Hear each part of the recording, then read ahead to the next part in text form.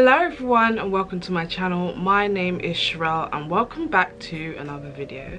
So in today's video I'll be telling you how I got rid of my hyperpigmentation. Before we get into the video, if this is your first time seeing my face, welcome.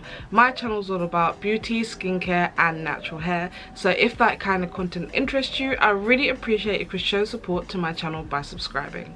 Now let's get on with the video. So I posted a video on October 2018 and that was my 5-day turmeric face mask video. If you haven't seen that video, I will leave it up in the iCards for you to watch after this one. I remember I was really nervous to post that video, mainly because I was really embarrassed about what my skin looked like, and I was so used to covering it up with makeup and hiding my hyperpigmentation. But I'm really glad that I posted that video. I ended up speaking with so many people that suffer from hyperpigmentation too, and I realized that I literally wasn't alone, but I felt like I was. I've suffered from eczema since I was a baby, and you can imagine 25 years of trauma to the skin can cause hyperpigmentation. I suffered from hyperpigmentation where my eczema was, so that was around my mouth area, on my forehead, on my arms and on the backs of my knees.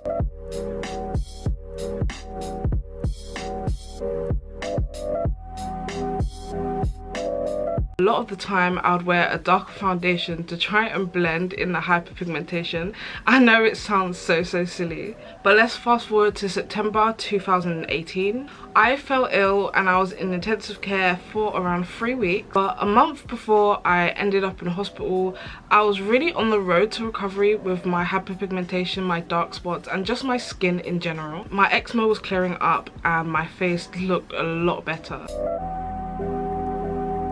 But when I left the hospital, my skin looked like this. Apart from the darker patches, I had the classic signs of eczema. It was extremely itchy and it will be dry all the time. And if you suffer from eczema as well, you know that it's extremely itchy at night time. So throughout my sleep, I'll be itching my face so bad that I would end up with white patches on my skin. My skin literally looked like it was peeling off.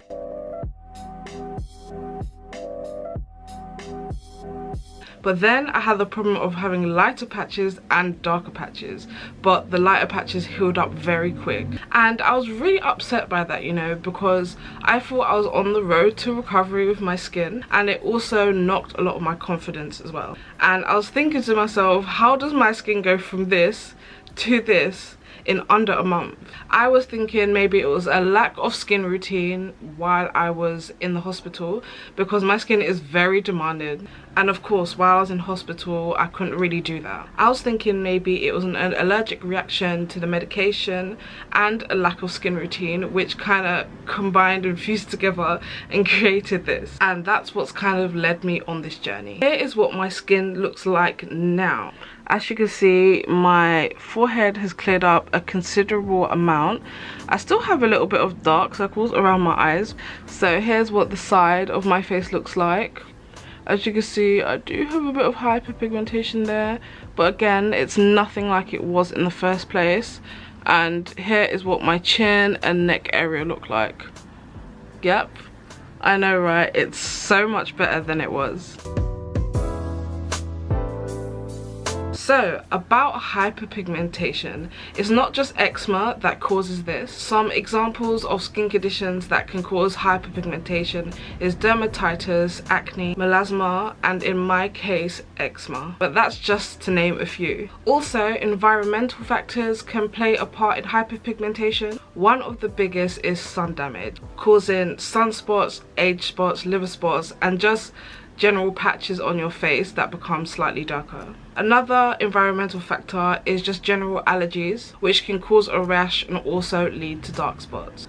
There are also hormonal factors, like, you know, sometimes when it's your time of the month and you have a little pimple here and there, if you are tempted to pop those pimples before it's time, or if you don't safely extract what's inside, that could also lead to dark spots. There are also some other hormonal factors like pregnancy. There's something called the mask of pregnancy, and the reason why I'm telling you all of these causes of hyperpigmentation is because you need to know what is causing it before you come up with a treatment plan.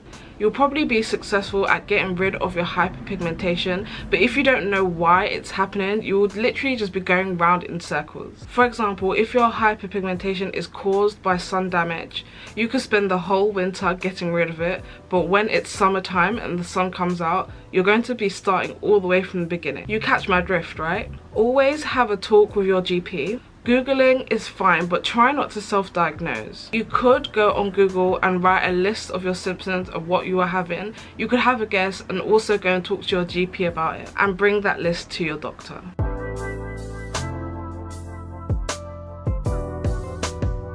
My second tip is, even if you don't have hyperpigmentation that's caused by the sun, it's always a good idea to wear sunscreen. I live in London and I thought that I literally didn't have to wear sunscreen because it's not that sunny outside most of the time. It sounds so silly looking back at it now, but sunscreen really helped me not redarken my hyperpigmentation, and I can't stress enough how important it is. I recommend an SPF of 50+ minimum. And yes, I see you there in the corner saying I don't have to wear sunscreen because my skin is naturally dark and my melanin will protect me. And you're right, it most definitely will. However, sunscreen will give you that added protection, and why wouldn't you want that? It will also protect those sensitive areas from redarkening. And currently I'm using Garnier Ombre Solaire. This one is for sensitive skin, but even though my skin is not particularly sensitive, I do still like to use it. And with darker skin tones, I know that sunblock can sometimes leave a white cast. So shop around, you know, and try a few sunblocks until you find the perfect one. Also, don't forget to reapply. You can't just apply sunblock once and leave it alone. And I normally apply it every 2 to 3 hours.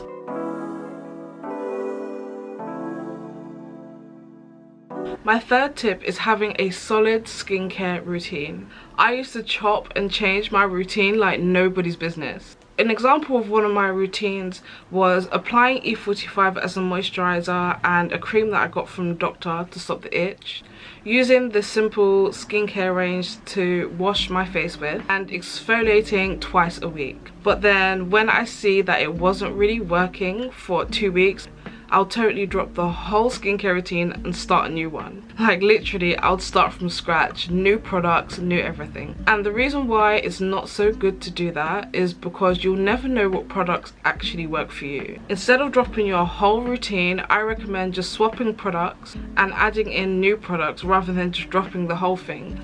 And if something doesn't work for you, just swap it for something else. I sometimes even write down what products I've used for that week or that month, so that way if a product really isn't for me and it's breaking out my skin, I know what product it is to take it out of my routine and swap it for something else.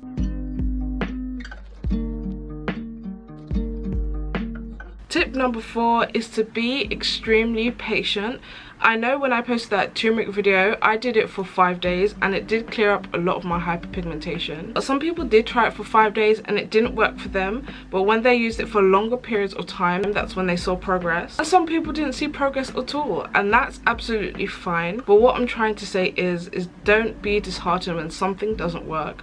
Believe me, I know how frustrating it is when you're trying something that worked for someone else but it doesn't work for you. I know it can be frustrating, but trust me, hang in there. It's taken a year for me to finally be happy with my skin and to clear most of my hyperpigmentation, so it could take a very long time for you to find out products that are good for you and work for you. But that doesn't mean don't use anything that anyone else is using. Just make sure you do your own research.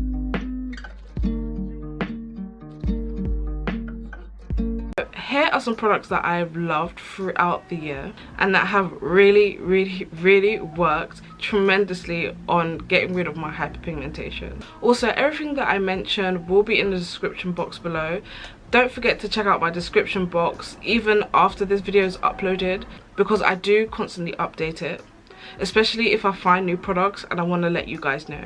Right now I'm using black soap to wash my face, and I've been using this for the past 5 months. It has been absolutely awesome. It's literally one of my favorite products. The only thing about black soap is that it can be drying at times. So if you do have dry skin like me, I recommend a good moisturizer. Cold pressed rose hip seed oil by the company The Ordinary has been one of my favorite moisturizers. I've also did a lot of research on black soap as well, and some people say it does kind of sting their skin and can be a little bit harsh, but I didn't find that at all. It's never been too harsh for me, and I've been using it constantly for 5 months. Sometimes I do use apple cider vinegar as a toner, but it is very acidic, so be careful with it. All I do is put it on a cotton pad and literally just swipe it on damp skin. It's not something that I constantly use. I would say sometimes I can use it 3 times a week, sometimes I won't use it at all.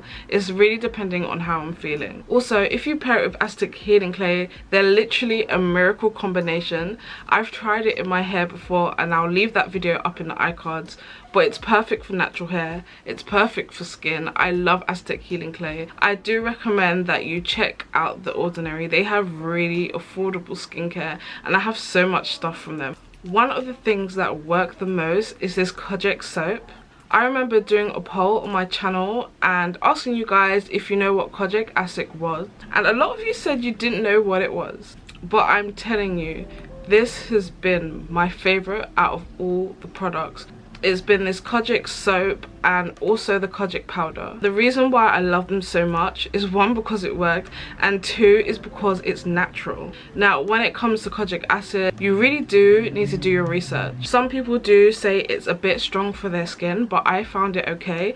I don't use it now anymore, now that my hyperpigmentation has lightened up, but I did use it in those beginning stages when it was quite bad. Now, with the Kojic acid powder, you can mix it in with your moisturizer, but when you mix it in with your moisturizer, it will only last a week, so mix it up in small batches, and this is because Kojic acid is very unstable and it oxidizes very quickly, whereas the Kojic soap that I've got lasts a long time. Also, it is very drying on the skin, not particularly the Kojic powder, but the soap is, so I do recommend using a good moisturizer. Also, when my skin was extremely itchy, something that I really liked to use was natural aloe vera leaf.